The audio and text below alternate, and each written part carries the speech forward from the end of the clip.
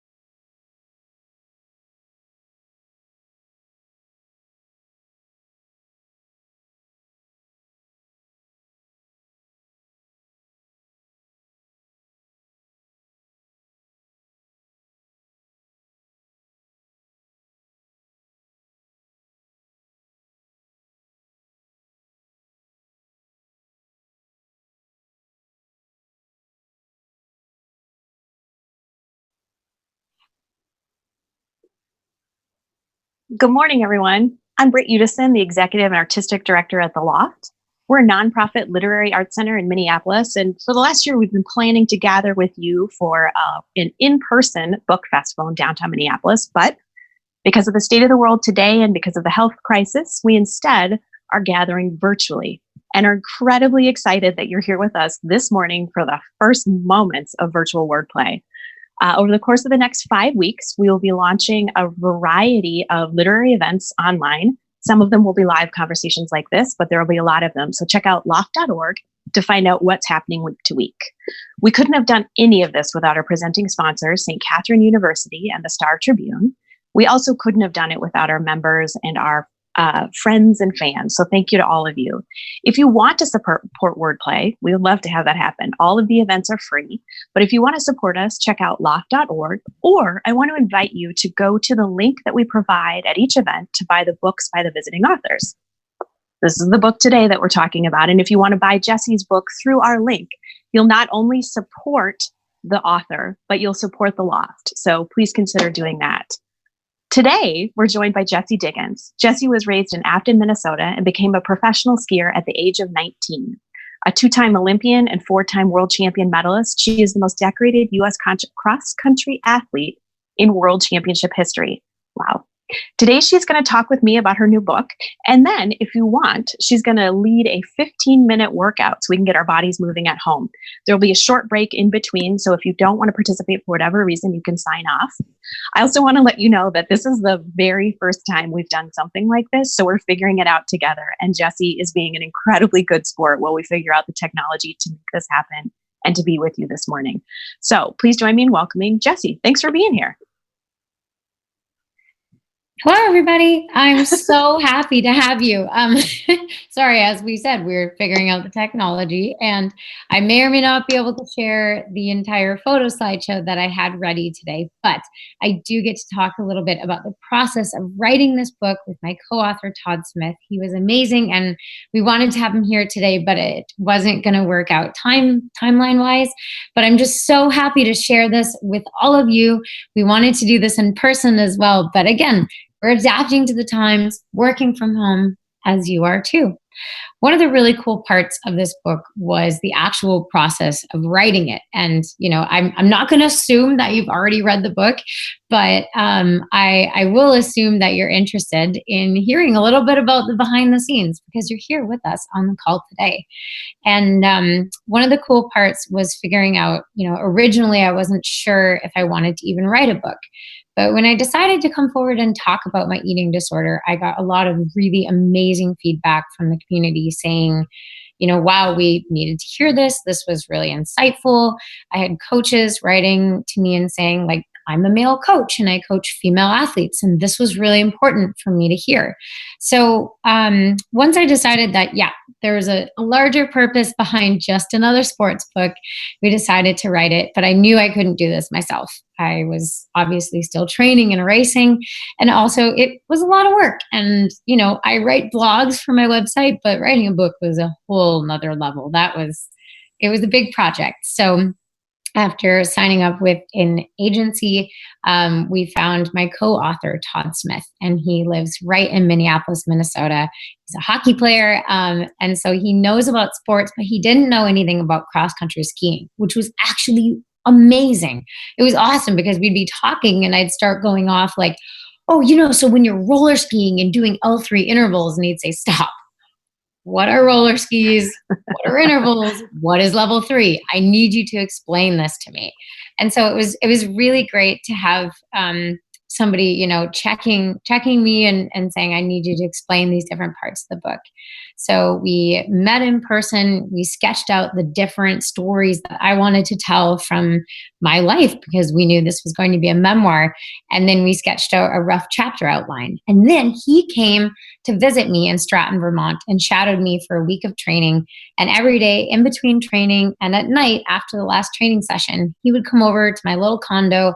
We'd set down the tape recorder and I would talk and tell my stories. And he recorded it all and got it transcribed, and then spent the next few months, taking out all all of my ums and ahs and likes and all the things that we say that we don't really want to show up in the book because we sort of talk in circles. But he went through that and hammered it into chapter formats. And then one by one, the chapters came back to me as I was going into the race season. So all year long, I would, sit down on my hotel bed in Davos, Switzerland, and be working and working and working on the chapters that he had sent back to me. I would add in stories that I forgot. I would add in parts that I forgot. And that's where I got to really make sure my voice was super strong and super consistent and, format it in the storytelling way that I wanted it to be. Then we went through with our amazing Eric, our amazing editor, whose name is Eric. And he went through and basically took the broad editing approach, like making sure the stories were right, the chapters were right, the names of the chapters were right, the pictures that we wanted to put in the middle of the book were the right ones. And so he really helped focus the book and tell the stories that I wanted to tell. And then I went through with a copy editor. And this was all done during New Zealand camp. So for 2.5 weeks during training camp, I would sit down for hours every single day, like poring over every single paragraph, going through it line by line with the copy editor. So that was a really cool process. We also shot the cover image in New Zealand during our training camp. My amazing teammate, Julia Kern, is so talented and has an amazing eye for photography. And she went out there every day with me during some amazing sunset walks. And we took a lot of different photos and eventually sent in the ones that we liked the most. And then it went through the entire editing and graphic design process to come up with a cover that you see on the book today. So if you're wondering where this is, it's on top of a mountain at the snow farm in New Zealand. So that was really fun. And a few topics from the book that were really important to me to include were starting really with my childhood. And originally I is that going to be kind of boring? Nobody really wants to hear about a great, perfect childhood, but it ended up being really important because one, it shows that you can come from anywhere, from any background, any sports that you love to do, and find success through teamwork, goal setting, and amazing coaches in your life. And I was so fortunate to do all these different sports. And so I really thought it was important to show that I didn't specialize super early. I did a lot of different sports and I loved them all, but cross country skiing was the one that I was built for. School, that was such an amazing experience for me. I felt so much camaraderie and teamwork and amazing leadership from the older girls and boys on that ski team. And that really set in stone my love for the sport and my love for racing, because I always loved cross-country skiing.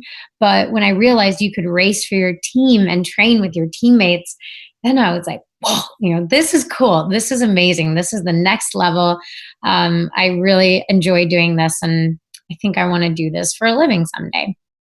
And I think part of telling the story of how, seemingly perfect my childhood was, really set the stage for why I struggled so much when I got in my eating disorder, because I really struggled with a lot of guilt and a lot of shame. And I thought, my childhood was so great. Why am I struggling now? I didn't have any traumatic events. I had nothing but love and support from my family, from my extended family. So why am I struggling right now? And I really had to come to terms with that. And I think one of the big things I learned through my time at the Emily program that, I go into more detail in the book, but one of the big takeaways I hope people, take with them from this book is that learning how to honor your feelings and process your emotions and really feel like you're allowed to feel whatever you really feel was really important for me, because especially in a time like this, it's easy to feel like, I'm not allowed to feel sad because there's people out there who are in worse situations than me, or I'm not allowed to feel happy because there's people out there who are in really big trouble. But I think realizing that, if something great happens in your day, you're allowed to feel joy over that. You're allowed to feel happy about it. And if something sad happens, if the Minnesota World Cup gets canceled, like, no, it's not the end of the world, but you are allowed to feel sad. You're allowed to process the emotions that you're feeling in that moment, to honor them, and then to find a way to move forward. And so I think before, I used to just sort of bury my emotions and think, nope, like, I can't handle this. I can't deal with this. I don't know how to process stress or anxiety or anger or sadness. But learning how to actually feel what I'm feeling and be okay with that was a huge step forward for me. And it's something that is helping me right now, in fact. So that was really important. And another important thing for parents, I think, and friends and teammates is the fact that it took a few tries for me to really accept that I needed help and to really wholeheartedly throw myself into recovery. And it took a few tries before I decided to actually go into the day program at the Emily program. So I guess what I would say is that, the earlier you can start your path to recovery and ask for and receive some professional medical help, the better off you're going to be. And I think I was able to come out of it, relatively quickly because I'd only really been inside my eating disorder for a few months by the time my parents were staging an intervention and helping me get help.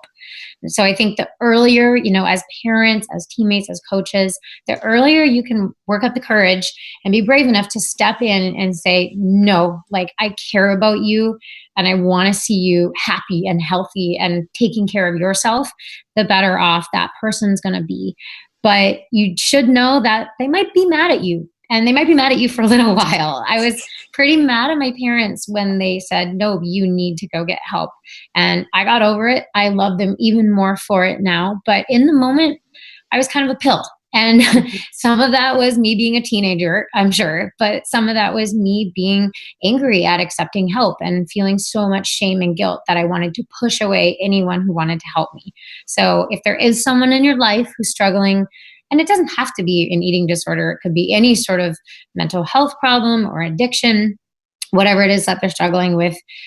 Just know that although you are eventually going to be their amazing hero, in the short term, they might be really mad at you. And you have to just say, okay, I'm going to be okay with that. So once I left the Emily program, my book transitions into a lot of training, traveling, racing, and teamwork. And it was so important to me to share why. One of the huge themes of the book is, my entire young career, I'm trying to get to the US ski team. And that was a huge thing for me. I just wanted so badly to be part of it. I would have done anything, and I did do anything and everything. I remember driving for 30 hours straight to get to a training camp just so I could try to ski behind Liz Steven, and, flying to different races just to try to compete against some of the best in the world and really get my feet wet and get in that environment. And it was, I'd be lying if I said there wasn't some prestige to being part of the national team. Of course there is. It's cool to be part of the highest level of competition in our country. But for me, it was really about the people. And the men are amazing, but also the women have been so incredible, and they were such amazing role models, big sister figures. My entire ski career, really starting in Minnesota Youth Ski League through high school, all the way onto the US ski team. I've always been so inspired by the people around me, and I've wanted to belong to that group. I've always wanted to be part of that big team and feel like I'm in something bigger than just me. And so knowing that, if I make it on this team, there are some amazing people that I get to learn from. I'll get to help push them in training. How cool is that? That was a huge motivating factor for me for a lot of my life. Still is. I'm still making sure I'm working hard enough to try to be on this team every year, and try to be worthy of my teammates, because it's a really cool opportunity. And one thing that I talk about a lot is the training and the amazing locations. And I had some really cool pictures that I was going to show you all, but it's not working right now. So I just want to say that some of the amazing training, you could go anywhere in the world to the most beautiful place, but if you're not with a really cool team, it doesn't mean as much. And for me, being surrounded by such incredible teammates and such incredible coaches who go above and beyond the extra mile is really important to me. And so I have so many memories of coaches, pulling me aside and saying, all right, like, I have this technique thought. let's go for it. And in that moment, they say something that just clicks, that just absolutely helps me transform my technique just because they thought about it in a new creative way, or they created a new technique drill that somehow got it to sink into my brain. And, our coaches are always like, you'll almost always see Jason Cork with an iPad tucked into his backpack or tucked into the back of his jacket, because he wants to be able to film you and then show it back to you in the moment so you can watch what you look like and make those changes instantaneously. So just those little things that help our staff just go above and beyond. It was really important to me to share a little bit of that in the book because I really appreciate them. And lastly, a few things in the book that were really cool to talk about were the Olympics and what it really felt like to be inside the games. And I think for me, it was cool to share that, it was this amazing time in your life, but it was also a really pressure-filled environment. And everything about the Olympics is designed to sort of be this grand experience. It's like going to Disney World. You're not really in Florida, you're in Disney World. And it's this huge, crazy thing. And that's what the Olympics felt like to me. But it could also be really overwhelming and really pull your energy. So I did a lot of little things to try to help conserve my energy and to try to make it feel at home and as normal as possible. So one thing that didn't make it into the book, but was really important to me was feeling the love from home, because you can feel quite disconnected when you're out there in South Korea, across the entire world. And this is actually something I should be doing right now, because it really helped me back then. And it would probably help me now, where we're all feeling a little more socially isolated. But I totally abused the Team USA printer in the athlete lounge. And I printed out all these pictures that I'd gotten from my friends, from fans, from high school teammates, from high school coaches of their kids, like holding up a Go Jessie sign. And I completely wallpapered my room with good luck messages. And earlier in the year, my mom and my dad had brought over this big stack of good luck notes that the high school kids had written. So I had this big poster up above my bed with all these messages from the kids that I had guest coached through the years, or people who I'd raced with before. So every time I was feeling scared or nervous or just kind of lonely, I could look up at my wall and I had all these pictures everywhere. And it was just this amazing, I called it my wall of positivity, which is the cheesiest thing ever, but it really worked for me. So if you need any tips for brightening up your room in this crazy time we're living in, that really worked for me. Another thing I did was I used one of the guest passes that maybe I wasn't supposed to have because I had already used some, but I got my boyfriend into the village on Valentine's Day. And funny enough, this was the first Valentine's Day that we had ever spent together in, I think it was 3 or 4 years of being together as a couple. And it was really special getting to show him around the Olympics. And, of course, we took the really cheesy picture in the Olympic rings, like you have to do, because if you didn't put it on Instagram, were you even there? And I remember we weren't supposed to have any visitors in the athlete lodging area, which was these like huge towers that, every like team had different floors. And I remember sneaking him up there to show him our room and show him everything. And it was really, really special for me. Not only because it made me feel like the rebel that I'm not, but it was really cool to share that Valentine's Day in the Olympic Village in the middle of all that crazy.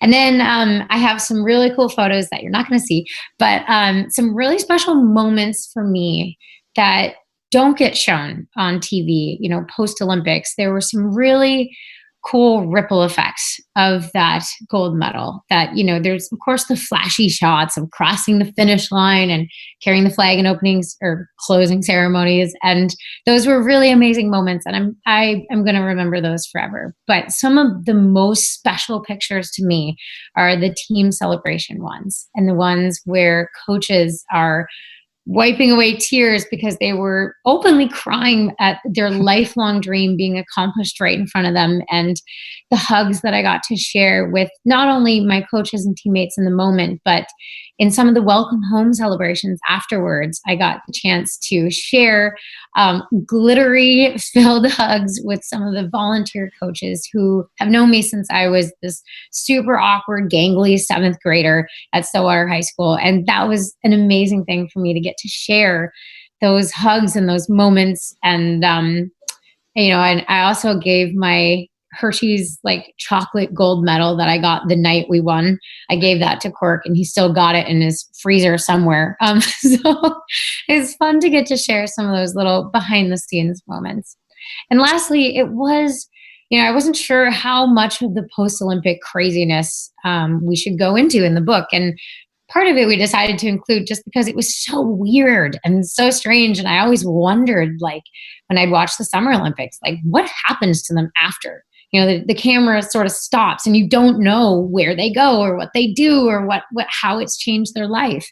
And so in the short term, it really did change our life. It was weird. It was scary to have an autograph fan chase our car for 2 blocks in New York City, like banging on the window every time the car stopped, until I rolled down the window and signed his poster. Like, that was weird and maybe crossing the line, but most of the, I see you nodding. Yeah, most of the time, all the interactions were really incredible, and it was so special to share that with people. But it was also important to share why I wanted the World Cup in Minneapolis so badly, and why so many of my interviews, I was just like pouring sweat and so nervous about having sweat marks, because I was just filled with anxiety, because I knew this was our shot to get people on board to bring the World Cup to the US for the first time. And I didn't want to mess it up. I knew we wouldn't have these opportunities, mostly because I figured none of these TV shows were ever going to want me back again. So I really had to make the most of it in the moment. And that filled me with a lot of anxiety, but it also was completely worth it, because we got that World Cup. Even though it got canceled due to coronavirus, we got it, and we know we're going to be able to get it again.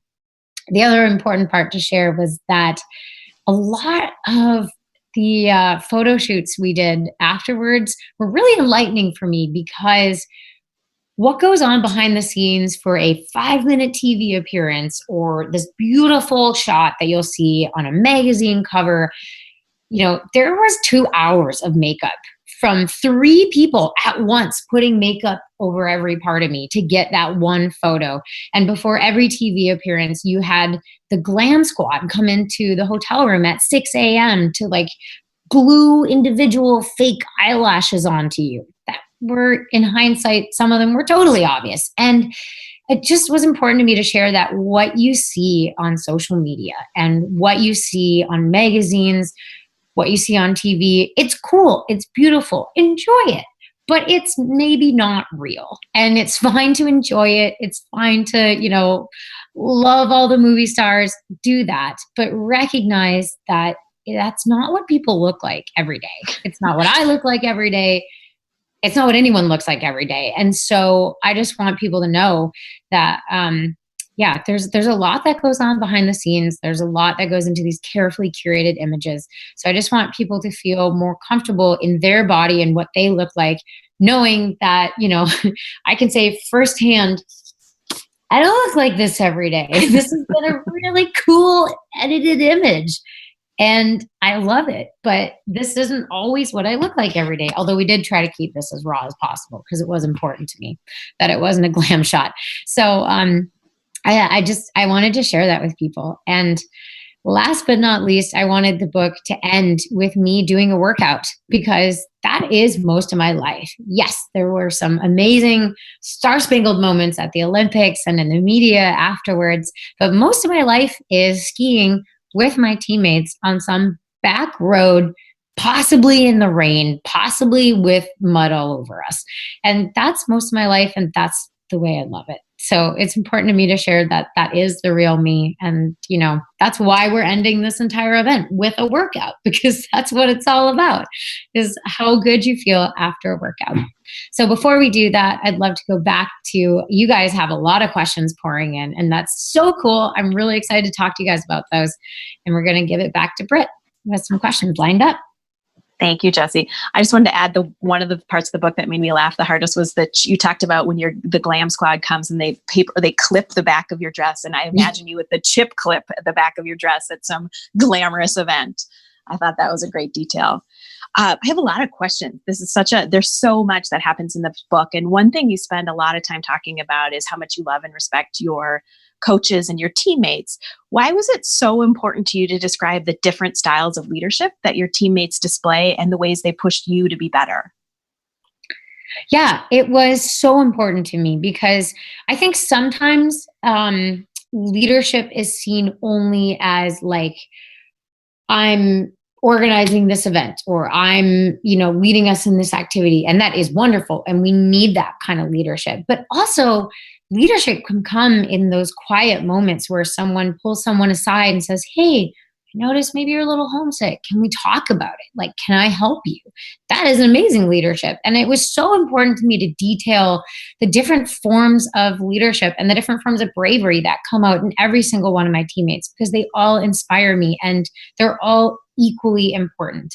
And not every kind of contribution to the team gets chronicled in the TV or in media, but it is important to me because they all matter and they all make a huge difference. And so, yeah, I've been so inspired by every single one of my teammates. And again, not just the women. The men have done an amazing job, and the women get a lot of credit in the media lately because we've just had really good team camaraderie, really good chemistry, and good results to follow.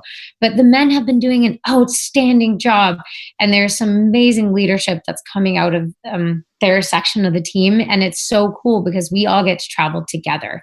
And so it's really important to me for people to know how much I love and respect my teammates, because I think that's the foundation for all our results that we're getting. Great. Thank you. You addressed a little bit about, not a little bit, you addressed really directly both in this conversation and in the book, the bravery required for people who love someone with an eating disorder to talk about it with them. You also talk a little bit about better self-care that we could all provide for ourselves. And I think you mentioned earlier that at this time, it's a stressful, weird place that we're all living in right now. Is there any advice you can give for better self-care and better positive body image that we can nurture in ourselves? Yes. And so I guess to address the first part of the question, I have had a lot of parents reach out and say, what can I do to give my child the best shot at a really good relationship with their body? Which I really love that people are asking that, because it's just such a thoughtful, caring thing to talk about. And I guess I would say the biggest thing is model good self-care yourself, because kids are, and again, I'm saying this with the full disclosure that I'm not a parent. I hope to be someday, but I'm not a parent. I have no idea how hard this is. But I think if you can make sure you are kind to yourself, then your kids are going to pick up on that. So, for example, not getting into diet culture. If you are trying to healthfully lose some weight, not talking about that in front of your kids and like I'm being bad, I'm eating French fries, or like, oh no, I'm ruining my diet. Like, kids are really picking up on that. And you as their parent, you're their hero. And so if they see you saying, oh, these pants make me look fat, then they're going to start to associate, really, good things with looking a certain way and eating certain things. And so I think showing by modeling yourself that, all foods fit into a healthy diet. Unless, of course, you have allergies, that's different. But in all things being equal, like just showing that you love and appreciate your body for what it does, and you are going to take care of yourself, then your kids are going to see that and they're going to start to appreciate that as well. One other thing I like is making sure you pay compliments to people based on what they do, not what they were born with. So, I see a lot of times like someone sees a really adorable little girl and they go, oh, you're so pretty. I love your dress. That's great. You're allowed to say that. But also maybe if she does something like, wow, that's so kind, or wow, you shared your toy, you're so generous, like making sure that you compliment their personality traits that are really positive, not just how they happen to look that day or what they were born with. Because we don't go around saying like, oh, you're exactly 5'4". Congrats. You're like, thanks. I was born that way. Like, so it's really important to make sure that we pay attention to things people do that are really awesome, not just how they look or attributes they just happen to be born with. And in terms of self-care and self-love, one thing I talked about before, it's a trick I use during races. I have a rule that I can only say good things to myself. Or I can only say nice things to myself. So even if the race isn't going well, I'm not going to start getting into that spiral of beating myself up and saying like, oh my gosh, you suck. You couldn't stay with the pack. Your technique looks horrible, because that can only lead to more negativity. And that's just not helpful in the moment. So making sure that I'm only saying nice and kind things to myself, like, okay, you can turn this around. Like, let's focus back in. This is what you can do. This is what your strengths are. This is what you're good at. That really helps boost myself up. And in turn, when I feel good about myself, I can be a better teammate and a better person in general for everyone who's around me. And so making sure that you're trying to say nice things to yourself, because you would never say, I hope you would never say something mean to someone else. Like you would never turn to your child and be like, oh my God, you can't get anything right. You would never do that. So why would you do that to yourself? So making sure that you're modeling self-care by just being kind to yourself. And if you're tempted to say something mean to yourself, pretend it's somebody else that you're giving that feedback to. How would you phrase it in a constructive, positive way? I love that. It's almost like you're building a wall of positivity like you described at the Olympic Village, but with your own self-talk. I love that. The last question I want to ask you is about the way you address climate change. You talk about how climate change is affecting your sport. And I'm curious what action you're taking and what you would advise the rest of us to do to help combat climate change. Yeah, so it was important to me to address that. And, I had a lot of different topics in the book, so I didn't get into it maybe as much as I would have liked, but it has really affected our sport. It's affecting all of us. And I think it was important for me to try to not make it a political issue. But one thing that's been really cool is supporting Protect Our Winners. So I would advise everyone watching, go follow them on social media, go check out their website. They have a really cool carbon offsetting program where you can purchase like carbon offsets and figure out exactly how much you're putting out there and how to offset it. They have really amazing tools. One of their big campaigns right now is making sure people are registered to vote. Because here's the thing. We try really hard to make sure we're using reusable water bottles, right? And I do that, and I'm encouraging everyone to do that. And I think that's amazing. But those are the little things that we all should be doing every day, like recycling and carpooling, that do add up.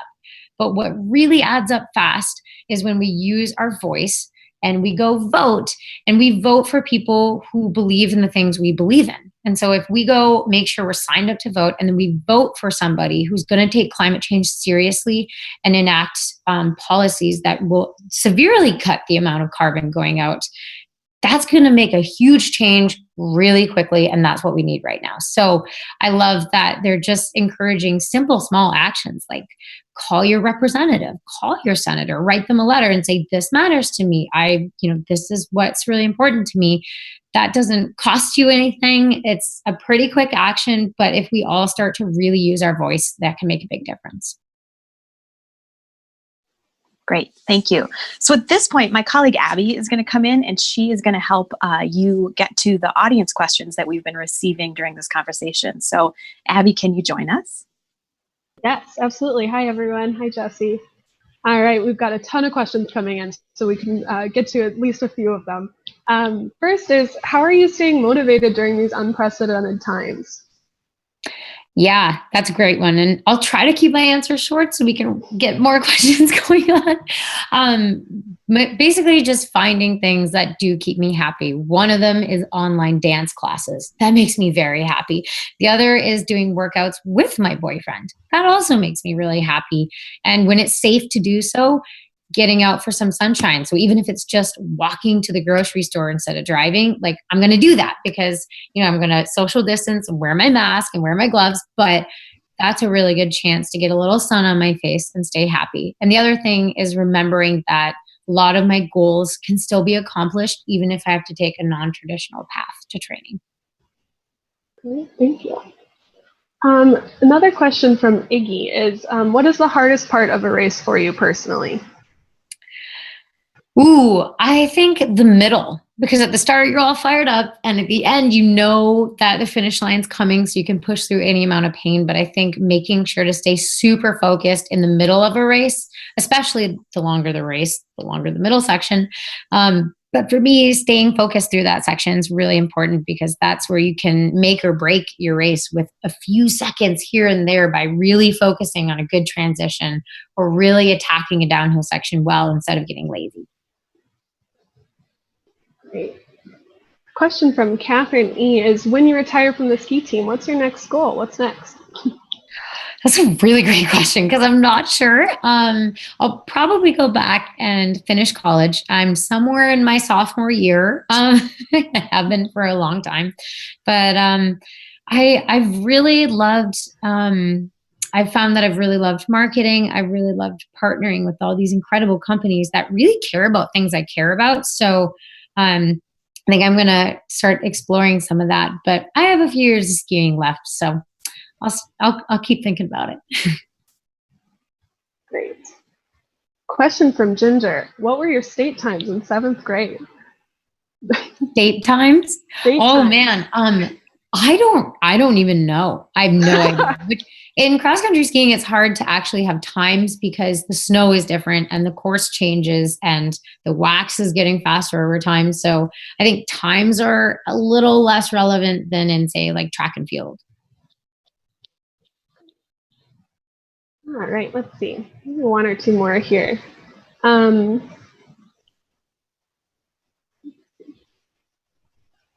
So you sort of touched on this a little bit, but this is coming from a friend. So coming from Adam, after reading your book, he's come to believe one of his older family members has an eating disorder. And do you have advice for how to help this person, especially without being confrontational? Yeah, and that's really, really tricky, right? That's the hardest part, is always trying to figure out, like, how do I approach this person? And I think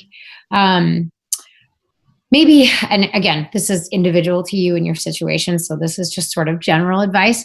But one thing you could do is maybe, like, in order to approach it, like, maybe if he's read my book, you could talk about those chapters together and say, like, what did you think about this? Like, how did it make you feel? Do you feel like there's any parallels in our lives? Because, you know, everyone's struggled at some point with body image, even if it's just a little bit, even if it's just one day. Like, everyone can relate to that feeling of maybe not feeling good enough or not feeling satisfied. So maybe opening the conversation with, like, hey, you know, I mean, everyone struggles with this a little, but you know, is there something you want to talk about? Or, you know, just because I really care about you. And I think making sure at the bottom line, it boils down to, hey, I care about you. I care about your long-term health and your long-term happiness. And so, you know, if you do end up needing to go into recovery, I'm here for you. I'm going to support you. And maybe it's just going to suck right now. It's going to be really hard, but it is absolutely worth it, because, you know, once you come on the other side, the rest of your life, you have a lot more energy and time and love and happiness, because your eating disorder isn't taking so much of your time and energy from you. Great. And this is a training focused one, so maybe a good transition into the workout. But how much of your training is strength work, and what are your favorite strength workouts for aspiring athletes? Yeah, so we strength train 2 to 3 times a week. Usually I do 2 full lifts, like 2 full gym workouts, and then an extra workout that's more balance and core focused per week. And a lot of it, like, my program's written by our amazing strength coach. Her name is Tashana Schiller. She works for the US ski team, and T writes really cool programs that are a huge blend of power and dynamic movements, and it's upper, lower body, and a lot of core focus, because with cross-country skiing, your arms are moving, your legs are moving, and you need to be able to link it all together with a really strong and functionally strong core. So we might start out with an active dynamic warm-up, and then we'll move into some jumps and some bounds and some hops to get that power and that speed and that coordination. And and we might move into, sometimes we're in more traditional lifting phases, which is like, we might be doing push press, we might be doing cleans, we might be doing squats. But we cycle through different phases. So it's not like we do the same workout every day all year. And then with arms, we do a lot of pull-ups, might do, I don't even know the word to describe some of them. We lay at a bench and you're pulling a weight over your head. But yeah, we do a huge mix of things. And then core, it's like everything. And so in today's workout, we're going to get a little more leg and jumpy power, and then we're going to do some core work. And so these are good examples of things that we might end up doing. Awesome. I know I said that was the last one, but we have a very popular one coming in. So Ooh, squeeze okay. one more in. So this is from Todd. He says, you've faced down the American medal drought in the Olympics. You've bravely battled an eating disorder. You've jumped out of airplanes and chased a bear. You've posed an ESPN body issue. Your book is called Brave Enough, but what makes you scared? Oh, thanks, Todd. That's a great question. There are a lot of things that make me scared. And I think sometimes what makes you scared is also what can make you brave. For example, one thing I was really scared about was that my little sister might follow in my footsteps and also have an eating disorder, because I wasn't being a very good role model. And I was not modeling good self-care at all when I was 18, 19 years old. And that really scared me. But it turned into a motivator to go and get into treatment. So sometimes taking something that scares you, like, what scares me sometimes is that I put so much of my life into cross-country skiing, and I've put the rest of my life kind of on hold for this. And it's scary to know that you are full, all in. Everything is in on this sport. And what if you don't achieve your goals? What if you went all in and then you don't get what you want? But also that motivates me, because if I know that I truly go all in, then, win or lose, I'm walking away knowing I gave it my best shot, and I'll have no regrets, and I'll have no doubts or lingering questions, because I know that I did go all in. So I think for me, a lot of the things that scare me are also coupled with things that give me hope or make sure that, I'm acting in a way that I don't have regrets. Great. I think that's all we got time for audience questions, but there are plenty more and lots of support and thank yous from the crowd. Thank you. Well, it's been so fun to share this with you guys. And now we're going to move into a workout. We're going to give you a water break. So you can get a sip of water, you can get your workout clothes on. And I just want to make sure you guys know it's about 15 minutes. It was designed to be pretty challenging, but I'm going to give a lot of different options so you can modify it or make it fit you and your, whatever you're comfortable with, really. The only prop you're going to need for the workout is a book. And I know that's cheesy. We designed it to be cheesy. We need some cheesy right now. So you can have a book. If you don't have a book, just grab like a water bottle or something. So, yeah.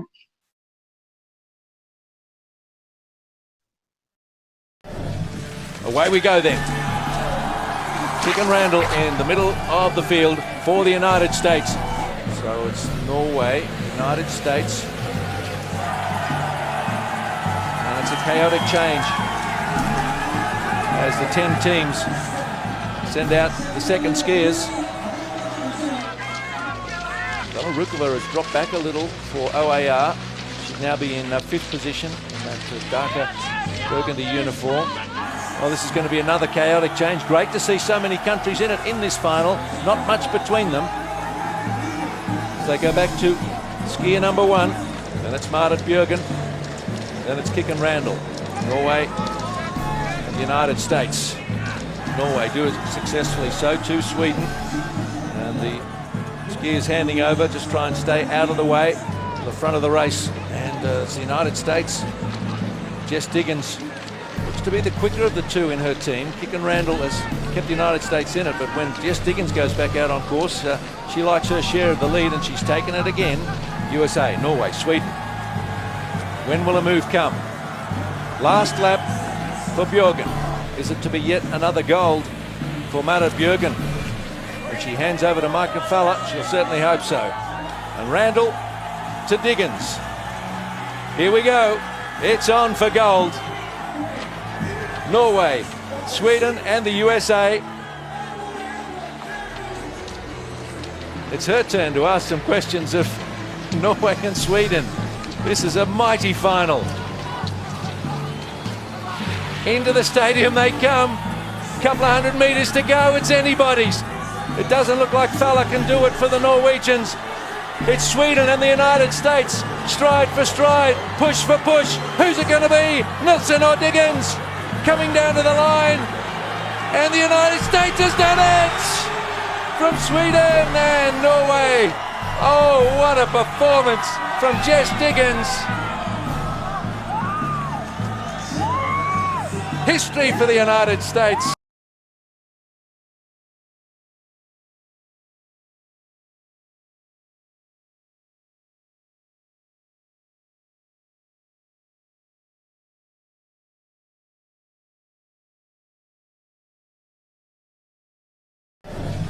Away we go then.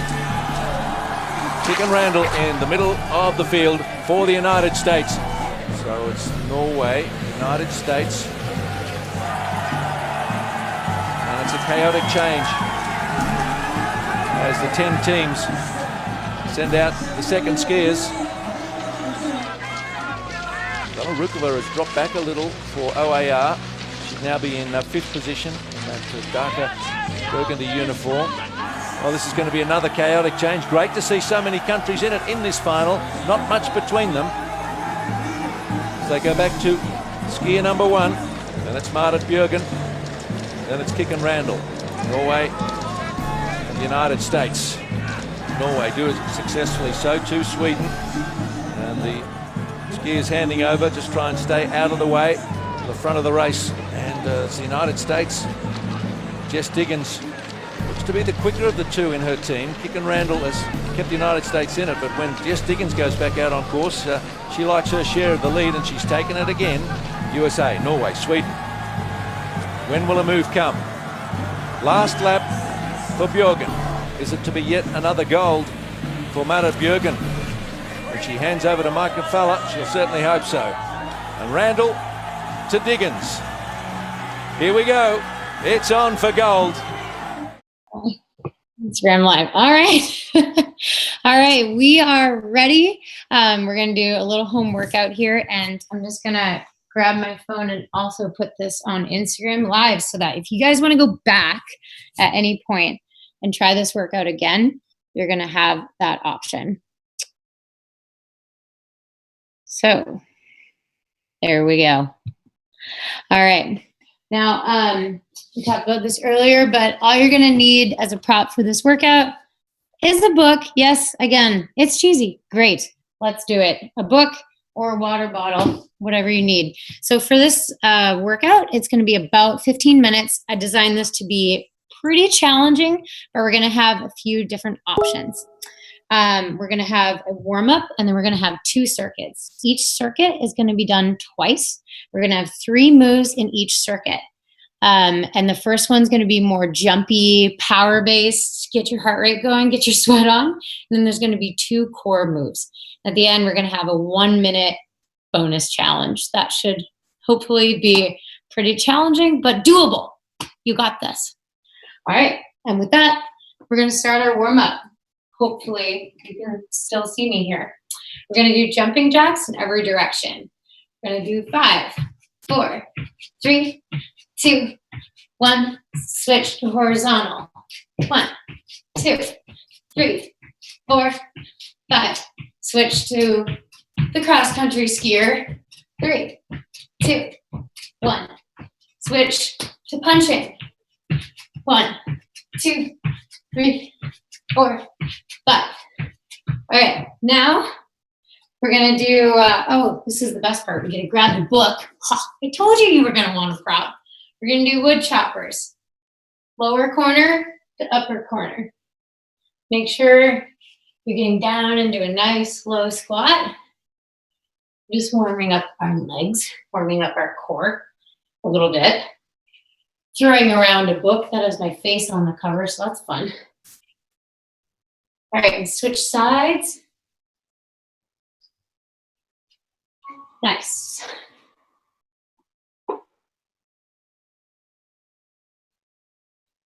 All right, now we're gonna come to the edge of our mat or floor space, whatever you got. We're gonna walk out, do a push-up, walk our arms back. We're gonna do 5 of these. Warm up our shoulders, warm up our core.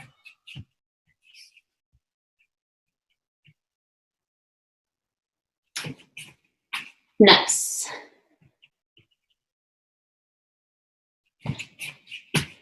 One more.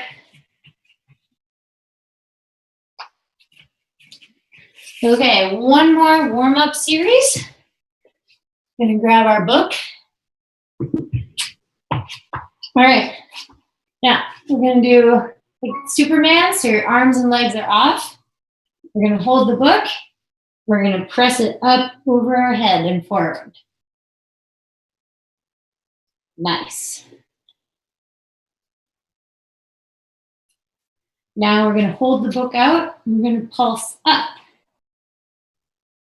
Yep, 5 more. 3, 2, 1. Now we're gonna move our arms out to the side and switch the book to either hand every time.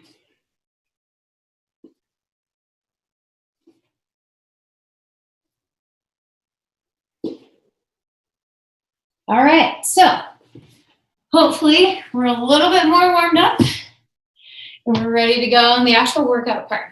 So circuit number 1, I'm going to show you what we're going to do first, and then we're going to do it. So the first move is going to be 45 seconds of jumping side to side. Make sure you stick the landing before you jump, okay? The second move is going to be figure 8s with the book. So you're going to pass the book under your leg as you sort of ride an invisible bicycle. The last move is going to be mountain climbers.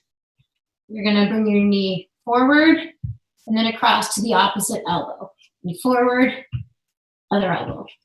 All right, you guys? Ready. We're going to start with 45 seconds of the jumps. 3, 2, 1, go.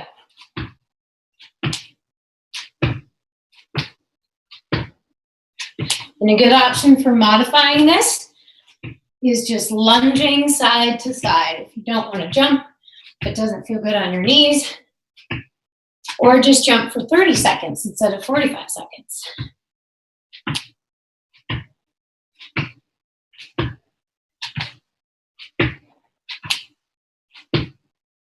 And that's 30 seconds, 15 more, you got it.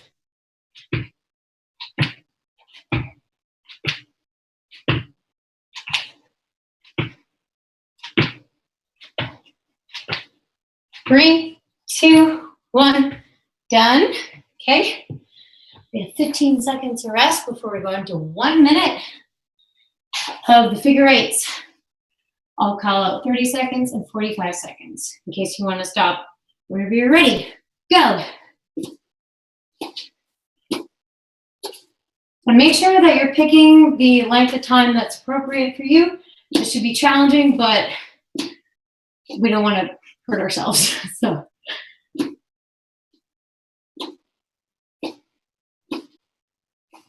Nice, that's 20 seconds in.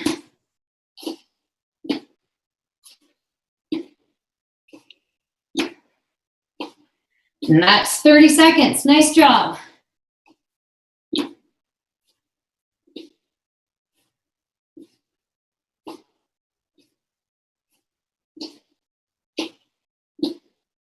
And we're coming up on 45 seconds now. All right, 15 more seconds for those of you who want to do the full minute of the core exercises.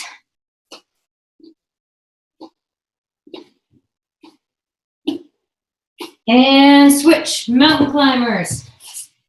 So knee goes up, inside, up, inside. And you're switching legs every time. Nice, you got it. Make sure your back is level. Your wrist should be right underneath your shoulders. Nice job.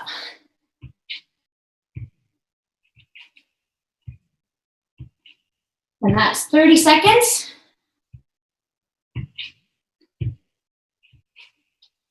Oof, I'm sweating. I hope you are too.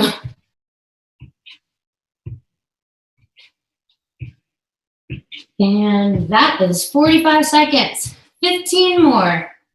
We're going to do this circuit one more time.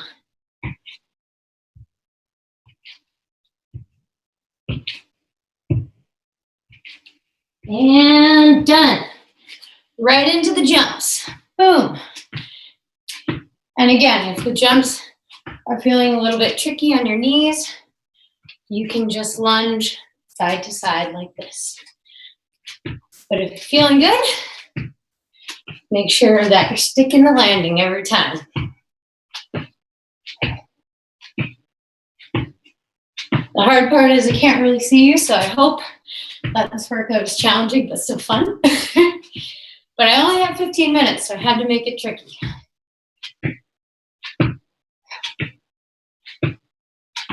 All right, 5, 4, 3, 2, 1. Rest. We're going to come down for the figure eights. Again, I'll call out 30 seconds and 45 seconds. We'll not call out 35 seconds. That's just weird. And go.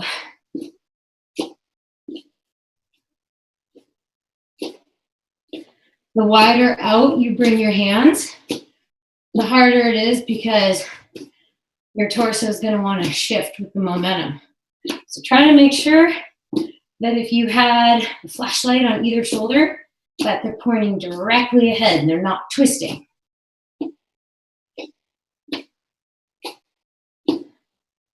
And that is 30 seconds. Nice job.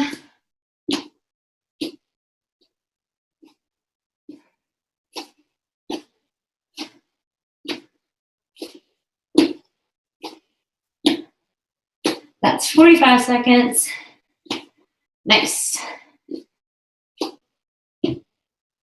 I see comments coming in on Instagram. What are you people commenting on? How are you commenting while you're doing core? I'd love to know. All right, switch. Put down the phone and do the workout.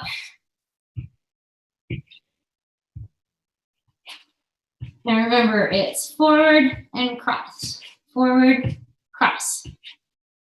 Nice. Again, try not to let your body, don't be doing big twists like this. Try to keep it really stable and keep those hips in line from your shoulders to your ankles. None of this stuff.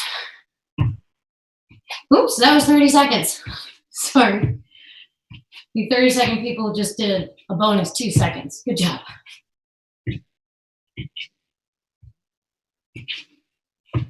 All right, that was 45 seconds. Nice.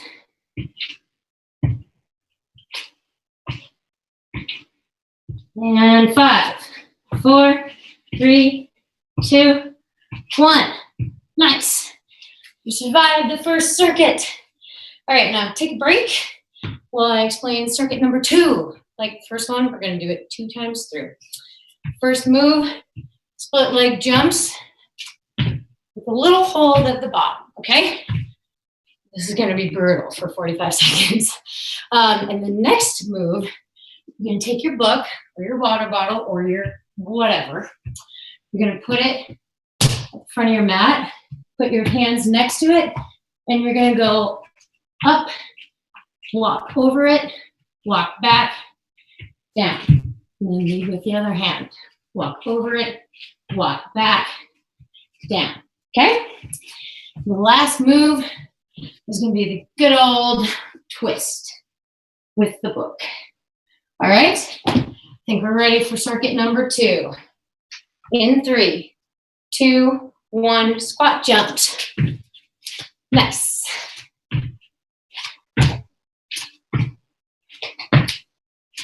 Try to make sure you're landing kind of light.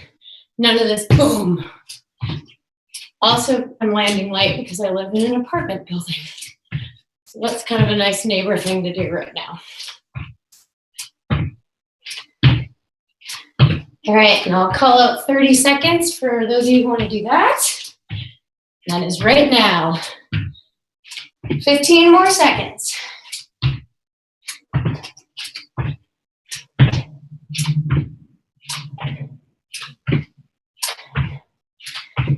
And done. Oh, that's a leg burner. Okay, moving right down to our plank. We're gonna start in 5 seconds. And go. So up, up, walk, flock, down. Up, walk, walk. Nice. This one's a good shoulder workout. And the book's there to make sure you actually take a big step forward.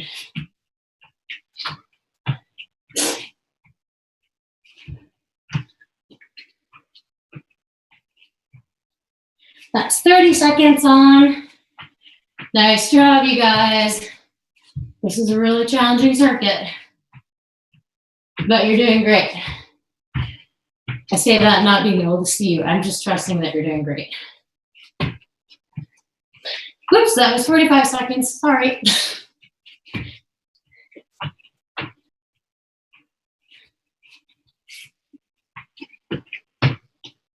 All right, and done. Switching to our butts for the twists. Nice.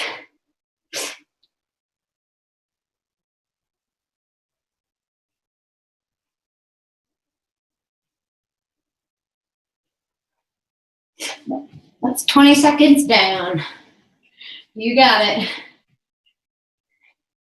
If this is really killing your hip flexors, that's 30 seconds, by the way. You can let your knees fall open to either side, but keep your feet together.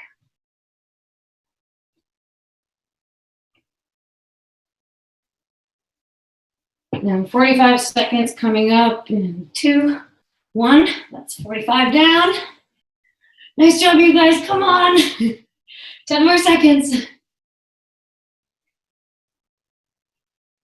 All right, we're gonna go right into our split jumps.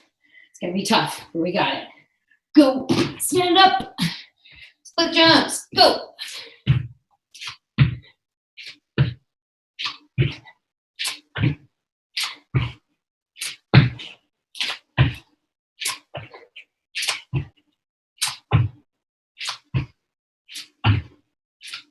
That was 20 seconds down. Now we're halfway. That was 30 seconds. You got it, come on.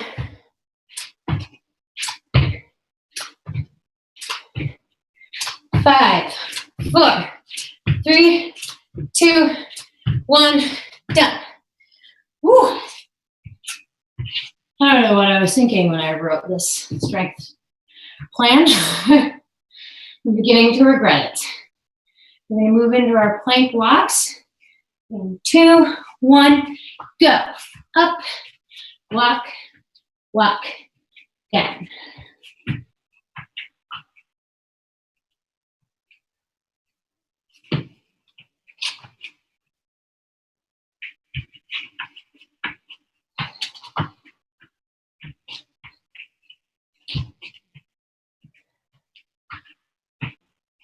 We're almost at the 30-second mark.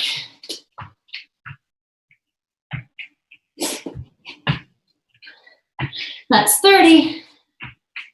Come on, you guys, you got this. In case you're wondering, I have sweat dripping down my nose. That's 45 seconds. I'm actually dripping sweat from my nose onto the nose of my face on the book. Just seems appropriate. And done. Switch to the twist. This is the last one we got in the circuit. Come on, you guys. We got it.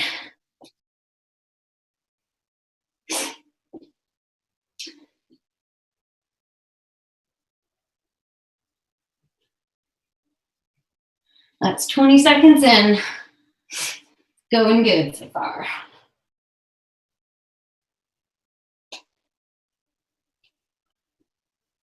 And 30 seconds down. Last 30 seconds for those of you doing the full minutes of core. Hip flexors are burning, quads are burning. It hurts. That's 45 seconds in.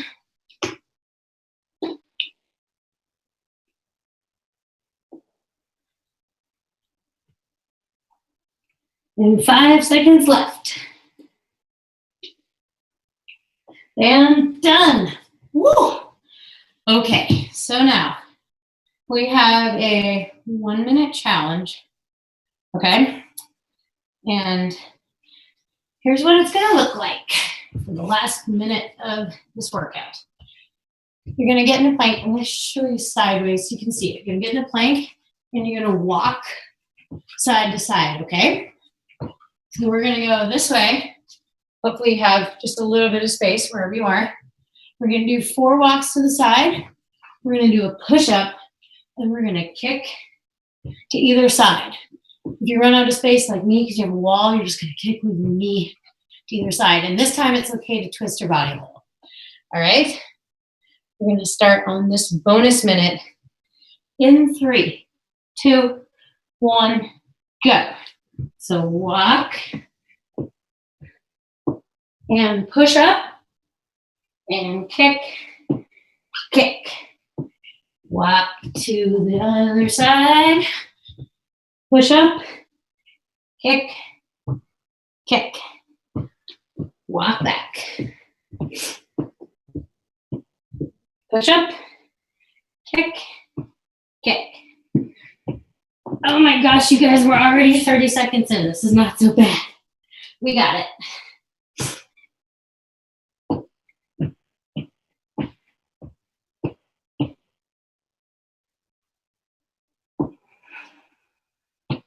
That's 45 seconds down, 15 seconds left. Let's just 1 more to each side. It's not so bad.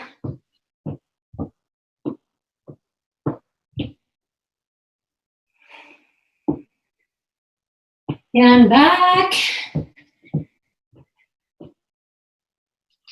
Kick, kick. Oh, we went over a minute.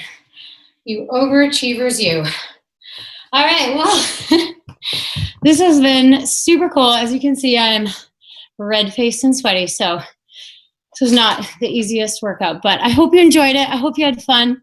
And I just want to say a huge thank you to everyone for tuning in. It's been awesome to have my book launch online. Thank you so much to the Loft for using their wordplay event to take it online.